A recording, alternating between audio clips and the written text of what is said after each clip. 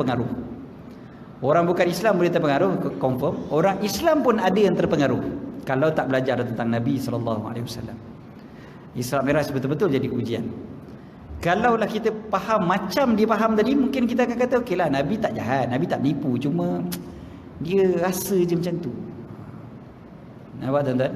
Orang Islam kalau fikir macam tu, sebenarnya dia dah ada masalah besar pada iman dia. Ayat Quran yang Allah Ta'ala turunkan, Allah sendiri memang gerakkan Nabi SAW untuk Isra dan Mi'raj ni, bukan sekadar perasaan. Okey, apa jawapan dia agak-agak ni tuan-tuan, kalau kita nak jawab kepada orang macam tu sebelum kita solat Isyak? Supaya kalau saya berhenti sekarang, takut nanti ada yang terpengaruh, naya pula tuan-tuan. Kejap lagi balik, lah logik juga apa dia kata, sudah jadi sesat pula dah dengar ceramah Isra Mi'raj. Jadi jawapan dia, kita boleh jawab. Saya cuba ringkaskan. Jawapan yang mudah, kita mungkin ada yang jawab macam ni. Dia kata, okeylah, kalau Nabi SAW hanya sekadar perasaan, macam mana Nabi SAW boleh terangkan satu persatu tentang Masjidil Aqsa? Tiangnya macam mana, pintunya macam mana, tingkapnya macam mana, diceritakan secara detail oleh Nabi SAW. Kalau perasaan, macam mana boleh terangkan macam tu sekali? Mesti dah pergi. Dan dalam sejarah, Nabi SAW tak pernah sampai Masjid Al-Aqsa. Dan secara fizikal waktu inilah, bukan selain daripada Isra Mi'raj. Mungkin dia boleh jawab. Dia jawab apa? Ya, Nabi SAW tu kan cerdik orangnya. Orang Mekah biasa je pergi ke Masjid Al-Aqsa, bermusafir. Bermusafir pergi ke Masjid Al-Aqsa biasa. Okay? Jadi mungkin ada yang dah cerita kepada Nabi SAW. Nabi dibuat bijak dan ceritakan. Nabi dia tampakkan lah. Dia jawab macam tu. Kita jawab macam dia. Okey, saya ringkaskan, ada banyak jawapan dia. Ada ringkaskan.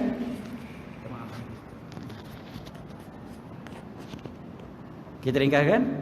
Last kali yang kita boleh kata memang dia tak kembali jawab apa dia? Bila Nabi SAW bercerita tentang adanya kafilah dagang yang akan sampai ke Mekah. Sebelum terbenam matahari mereka akan sampai. Kafilah ini pula ada berapa ekor unta yang warna sekian. Ada berapa ekor unta yang warna sekian. Mereka akan sampai ke Mekah sebelum terbenam matahari.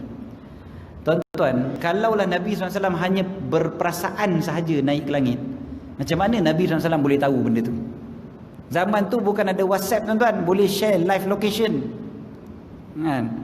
Bukan ada Waze, boleh bagi ETA. Rasa-rasa kami akan sampai sebelum maghrib.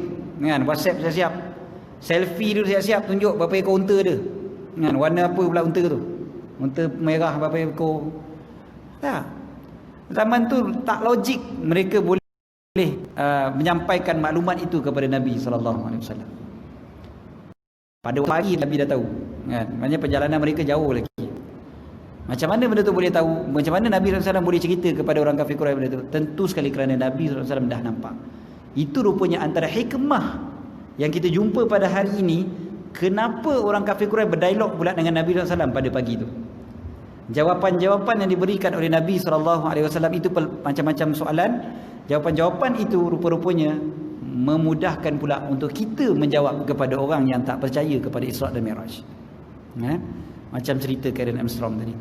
Tuan-tuan, ini satu contoh kecil daripada pelbagai cara mereka yang halus untuk masuk ke dalam orang Islam, ke dalam hati orang Islam, supaya tak percaya kepada apa yang Nabi SAW bawa.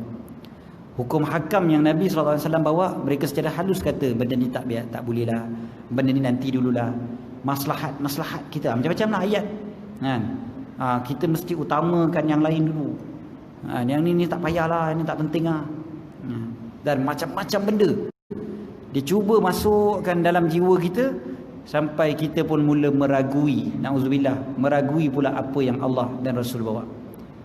Tuan, orang yang dipanggil sebagai liberal, orang yang panggil apa semua ni kan, sangat banyak dalam masyarakat pada hari ini. Dan tak pelik, sebahagian mereka pula menjadi asatizah, menjadi guru-guru agama pula, mengajar pula di masjid surau. Dan mengajar bukan jadinya orang makin rapat kepada Nabi SAW, bahkan makin jauh pula daripada Nabi SAW. Bukan menyebabkan orang lagi kuat nak memperjuangkan apa yang Nabi SAW bawa, tapi menjauhkan lagi pada apa yang diperjuangkan oleh Nabi SAW. Yang ini sangat-sangat bahaya, tuan-tuan. Jadi peristiwa Isra' dan Mi'raj, mudah-mudahan kita dapat pengajaran. Tuan-tuan, ni